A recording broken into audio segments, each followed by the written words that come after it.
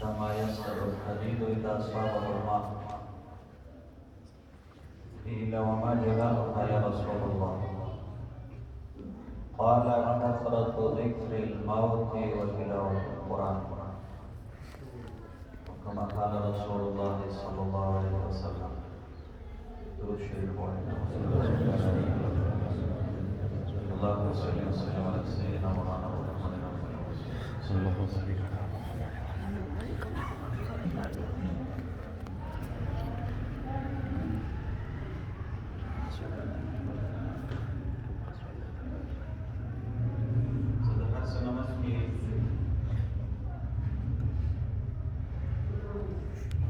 تاسو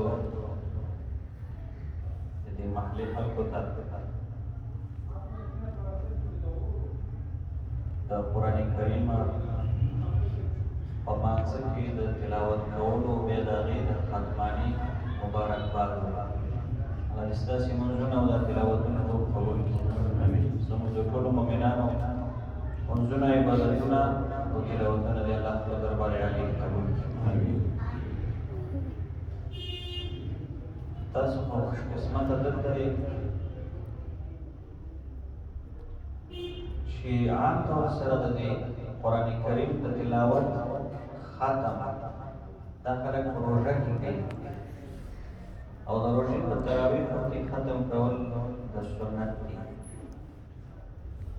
خو ډېر خلکو ته په روژه کې ښکاري نه میلاوي. نو ستاسو نیکبختي دا ده چې په عام کار کې قاری صاحب دې الله په ژوند کې برکتونه واچوي، الله تعالی دې علم کې برکتونه واچوي. تاسو ته د قرآن کریم په داسې طریقه سره په دې مانځ کې تلاوت کړئ چې تاسو خبر شوي نه یې. اوس خو باسم سړی کوي، دا ملا خو باسم یې چې په مانځ کې تلاوت کوي د قرآن یوه حصه خو ولولي. تاسو چې قرآن کریم سر نه شروع کړئ په تاسې بوج هم رانغی، مشقت هم رانغی او مفتو کې د قرآن کریم ختم وکړي. نو تاسو دوه ګټې وکړئ، یو په مونځو کې او بل په دې زمن کې ختم وکړه. دا خو ډېره کمه خوشقسمتي سړي ته میلاوه شي چې مونځ خو به هسې کوو. اوس په مانځ کې سلسله د قرآن کریم د تلاوت جاري وساته او اخر پکې ختم شي. بیا دې درته مبارک الله دې خپل دربار عالی کې درته قبول کړي. موږ عبادتونه دې الله قبول کړي. مسله سمون کې د حدیث کې پاک الفاظ تلاوت نبی کریم صلی الله علیه وسلم فرمایي ان هذه القلوب تستغفر یا زمونږ زړونه چې زړونه په دې زړونو باندې زنګ راځي، زنګ کما یسطع الحدید اذا اصابه الماء. وایي لکه څنګه چې په اوسپنه باندې زنګ راځي کله چې هغې ته اوبه ورسېږي. نو کېدای شي په دې باندې مشران ټول پوهېږي زنګ څه ته وایي. اوسپنه چې کله په اوبو کې ډېر وخت پاتې شي د اوسپنې د پاسه داسې یو سور خیرې غوندې کور پیدا شي، هغې ته زنګ وایي. اوسپنه ډېره زیاته کلکه ده، مضبوطه محکمه ده، خو چې اوسپنې زنګ وکړو نو اوسپنه سپا شي. د هغه اوسپنه دا زنګ اوسپنه خوري لکه دا لرګی چې جیب کې ولګېږي وینا، نو لرګی به ښه کلکې کړو چې وینا پکې ولګېده بس نور بیا دا لرګی د ټینګې نه وي. نو د اوسپنې وینا هغه دا زنګ اوسپنه خو ډېره کلکه ده، کږېږي نه، ماتېږي نه، په دیوال یې وهل هېڅ، خو د زنګ ټینګې نه ده. زنګ چې ورته ورسېږي نو اوسپنه بیا څخه شي جوړېږي خپله. نو زما ستا نبي څنګه ښکلې خبره کړې، وایي دا زړونه داسې خیرن کېږي، خچن کېږي او په دې زړونو داسې زنګ راځي، تورېږي لکه څنګه چې اوسپنه باندې زنګ راشي. من ته مثال را کړی دی دې ته وایي مثال د ماخوذ د محسوس سره دې دپاره چې دا خبره لږ ښه واضحه شي چې د خلکو دا سم اخلاص شي نو سړه باندې زنګ راځي سړه توري نو ستا په فکر کې به دا راشي چې دا زړه څنګه توري کې زړه तो इंसान को दे बदन की चप तरफ बांधी जिस्म सनोबरीन दासियो बखुरुती शक्ल लरी हो तो वही वो टुकड़ा था कदे इंसान ने मतलब सारोई वो वजरे जिगर को सिड़ी कतले दासी गोर शक्ल रसूल अलैहि सलाम फरमाई कि जड़ा जंग पेराशी जड़ा तोर्श سړک چم شي به مثال ته ورګي لکه اوس باندې چې ځان پیرا شي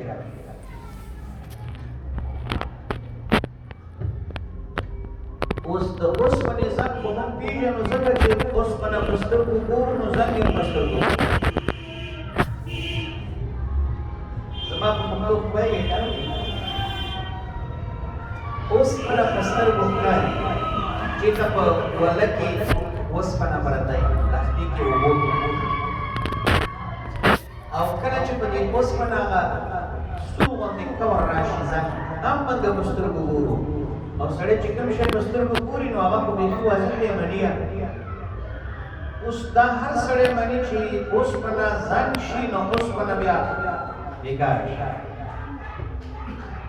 خو دې خبرې ترازو چې رسول الله سلام وایي زړه باندې داسې ځان راځي نو زه خو زړه پستر کو نه ګورم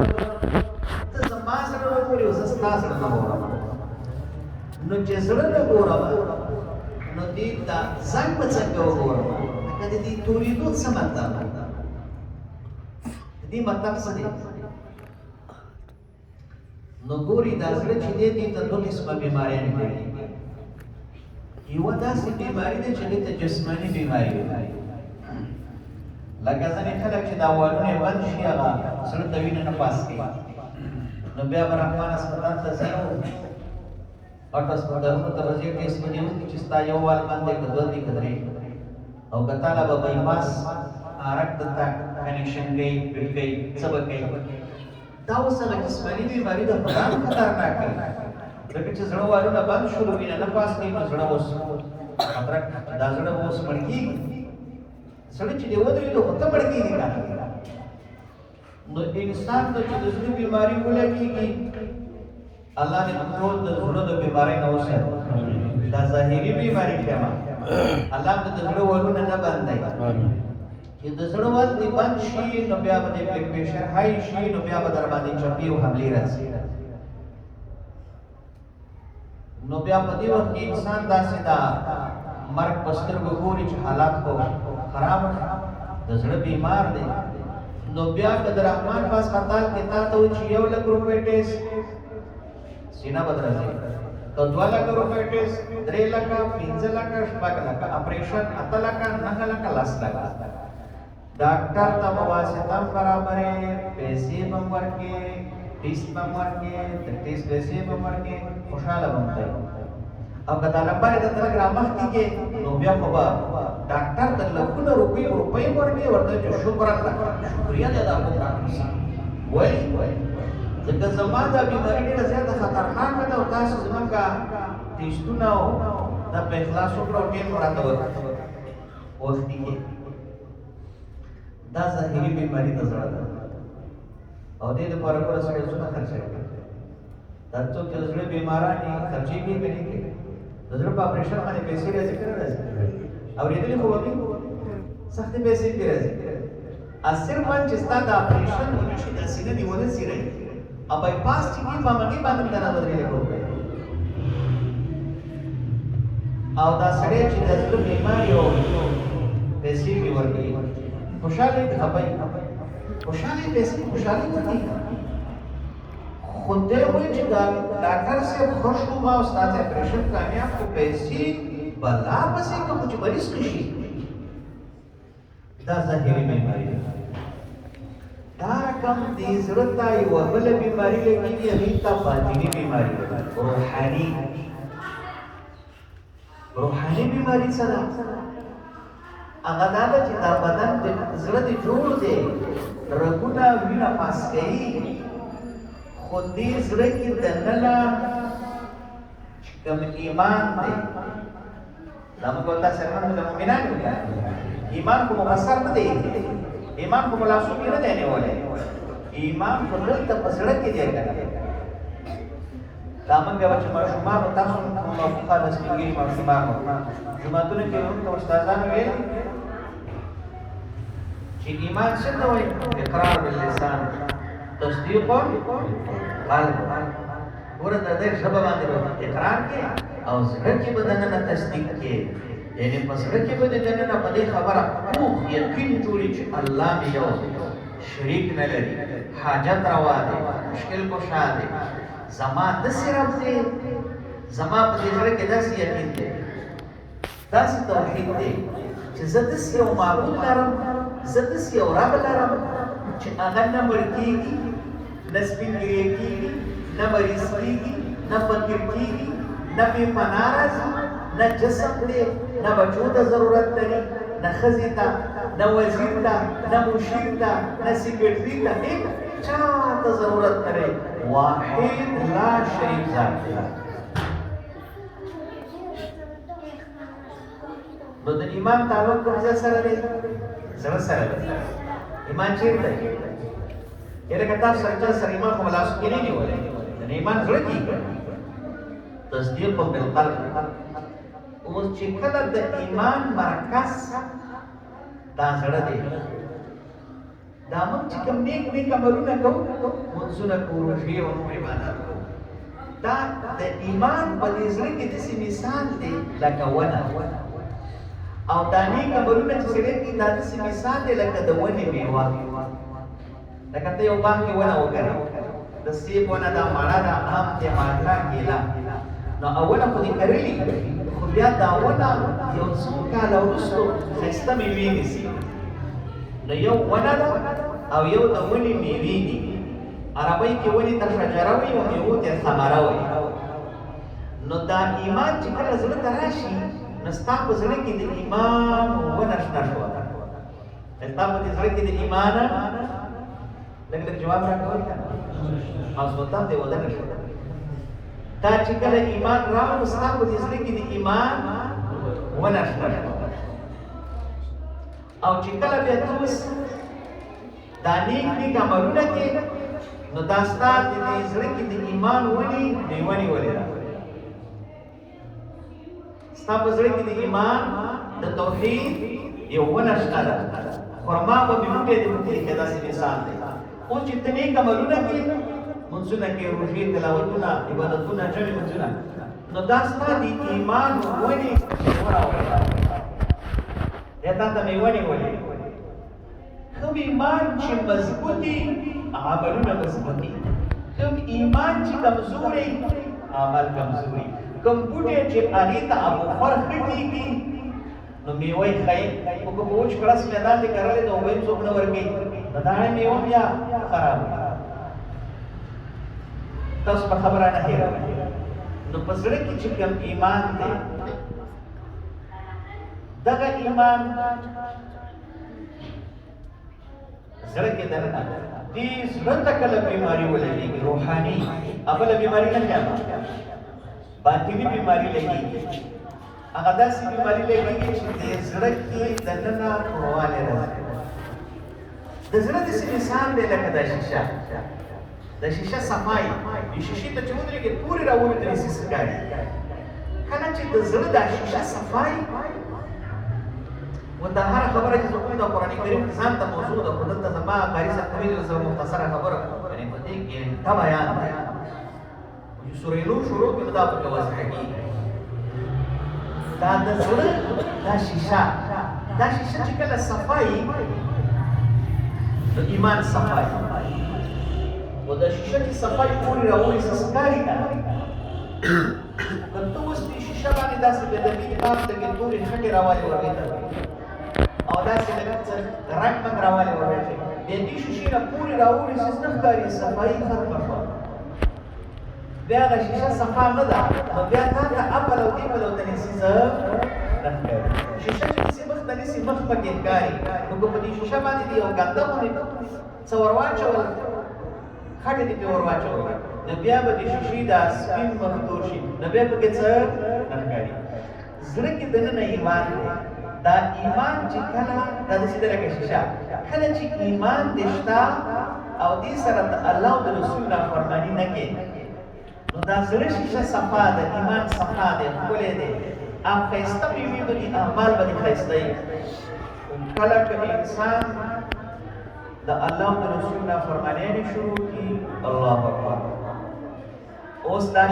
سړی چې نافرماني کوي الله او رسول خفه کوي دا د چا په وسوسه دا د شیطان الله او رسول سړي نه خفه کېږي دا څوک په سړي خفه کېږي شیطان نو دې وخت کې شیطان ستا دې زړه ته ګند راوشیندي لکه تورې خټې راوشیندلې ستا دا زړه شیشه یې توره کړه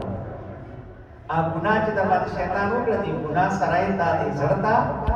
خټې راواچوي د جنګ تورې خټې راواچوي د زړه شیشه یې درته توره کړه اوس دا زړه تور شو رسول الله صلی الله علیه وسلم فرمایي د کله چې یو انسان ته ګناه وشي د ده په دې زړه باندې یو تور داغ راشي د ده په دې زړه باندې یو تور نو که د انسان د دې ګناه نه وروسته توبه کړله یا یې نیک اعمال وکړل نو بیا داسې شي لکه هغه شیشه باندې د بېرې اقبال ووهلو ټوټه کپړه دې وله بیا یې صفا او که د دې ګناه نه توبه ونه باسي نو بل ګناه وکړي نو هلته زړه کې بل تور ټکی ولګي بل تور دا بل ګناه وکړه بل تور دا بل ګناه وکړه اخر دا ګناهونه چې بیا نو دا زړه تور شي دا زړه تور شي هلته خو ته توبه نه وباسي هلته خو ته نیک عمل کښېنه نو اوس درنه زړه تور شو الله اوس دې ته د زړه بیمار وایي دا کومه بیماري ده دا باطني بیماري ده دا پټه بیماري ده قسم پر رب د ګناه د وجې نه زړه تور شو قسم دې وکړې د دې علاج د رحمان هسپتال کې قسم دی چې نشته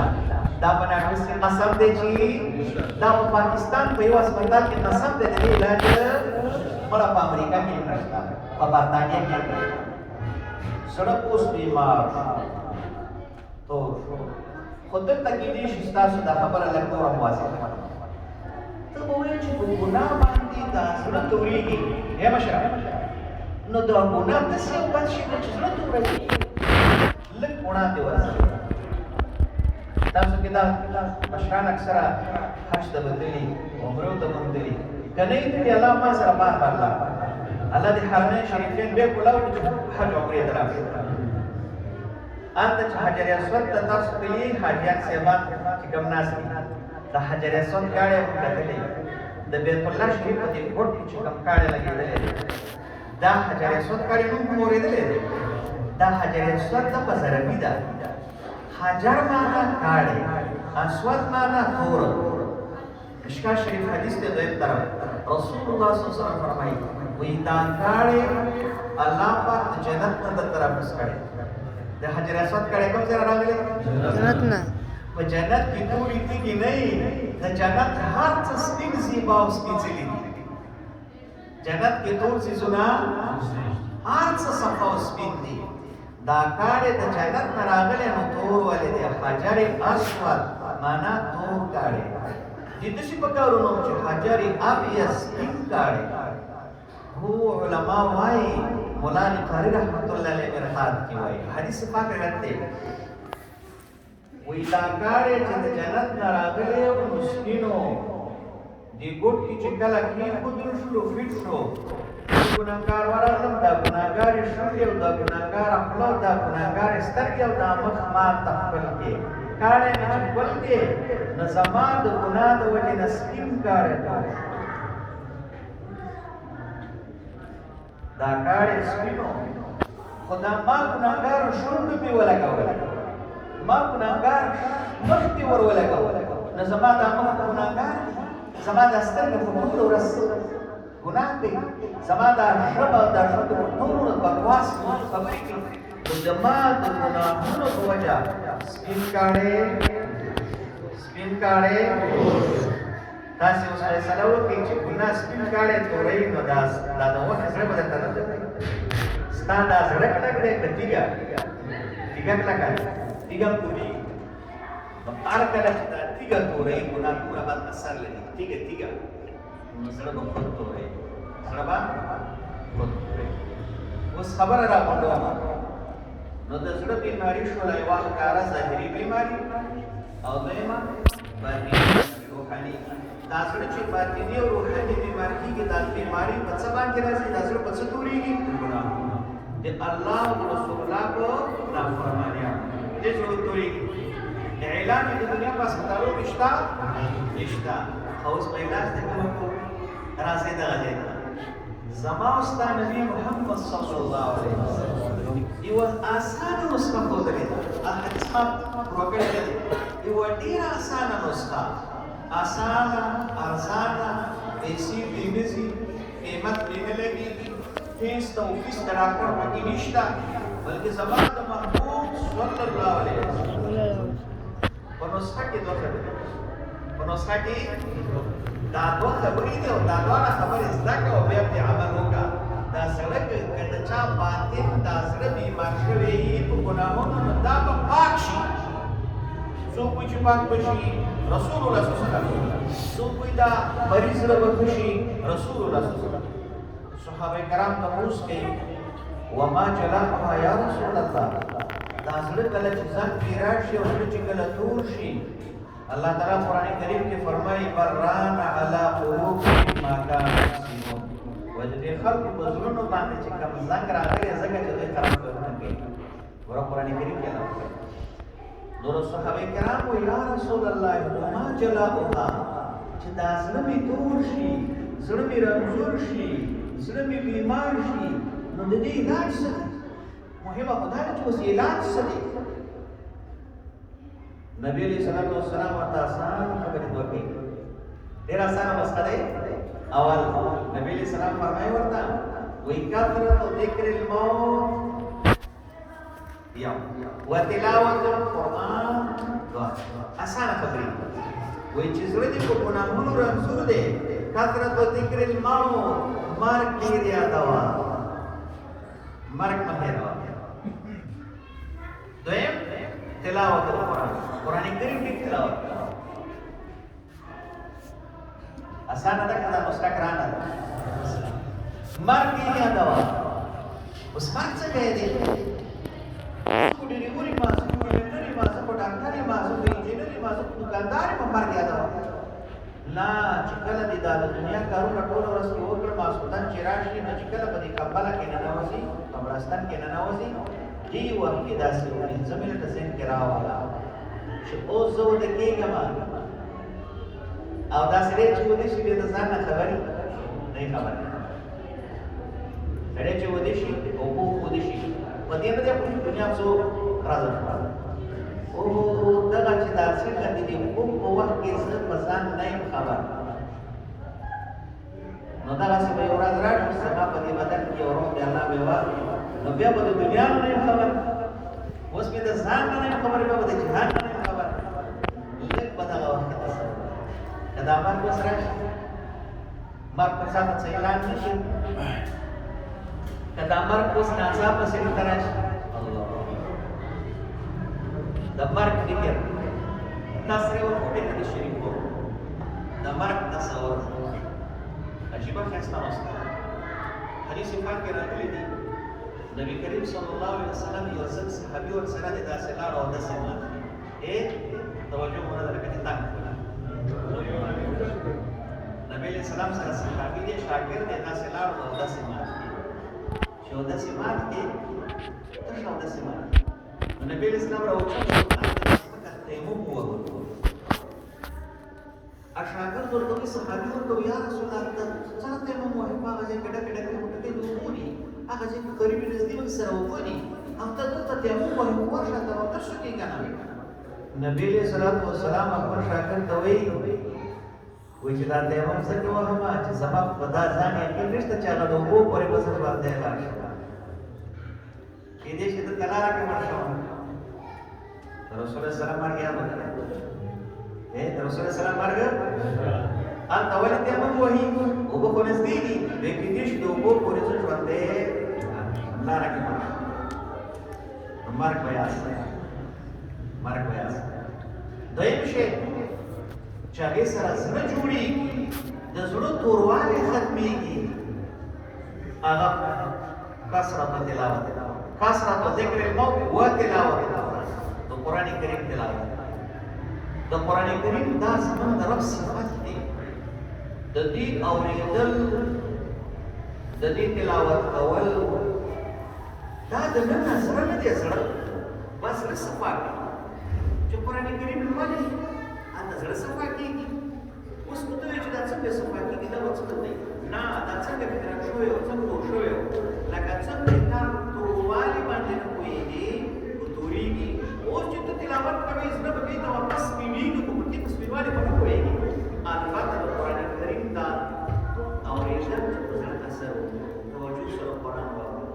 نو قرآن کریم اورېدل تلاوت کول دې سره الله د سړي د زړه روحاني بیماري صفا کوي علاج کوي نو څو خبرې شي په نسخه کې چې هغې سره د زړه بیماري ختمېږي یو ډېر مرګ او قرآن کریم تلاوت نو دا قرآن کریم تلاوت خپله کوه او د قرآن کریم داسې خوش قسمته خلک یې چې تاسو ته قاري صاحب په مانځه کې قرآن کریم ختم کړي نو داسې وایي چې د قاري صاحب قسم مې دې په ربي قسم مې دې په ربي چې کوم قرآن کریم تاسو ته راولې دا په حقیقت کې ستاسو د زړونو د مرض علاج کړی دی دا په حقیقت کې ستاسو د زړونو د مرض علاج کړی دی ځکه زما نبي وایي چې د قرآن کریم په تلاوت سره زړه صفا کېږي زړه د ګناهونه ختمېږي نو دا قرآن ته د چا ویلی دی قسم مې دې په ربي چې دا اسپتالونو د لویو ډاکټرانو چې لکونو روپۍ اخلي د هغې لویو ډاکټرانو نه تاسو باندې د قاري صاحب احسان ولې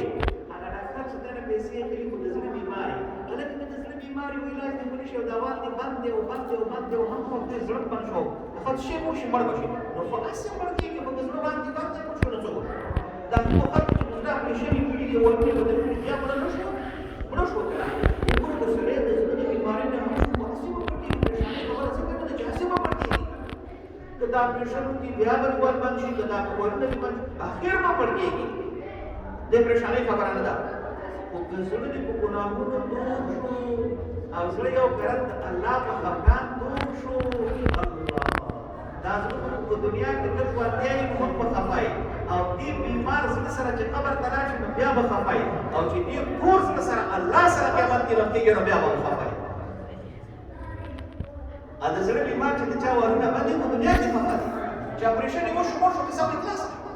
خو چې د ګناهونو نه زړه تور یو ډکي دغه زړه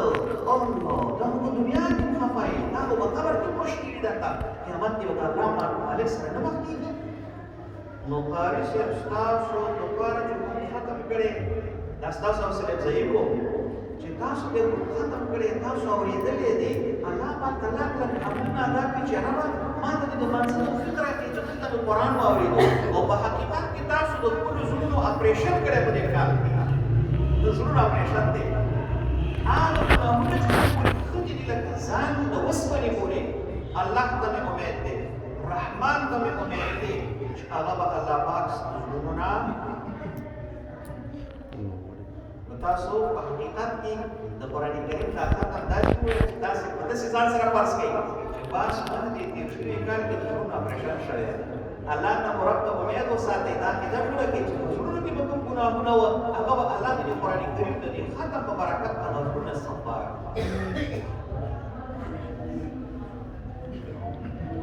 او عجیبه خبره دا یې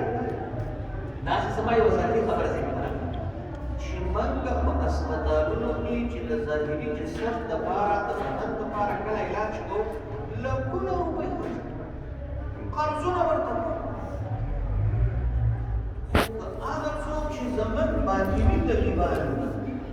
زما د زړه د ګناه طبیب دی ډاکټر دی چې هغه عالم دی هغه زما قاري دی هغه زما مجوید دی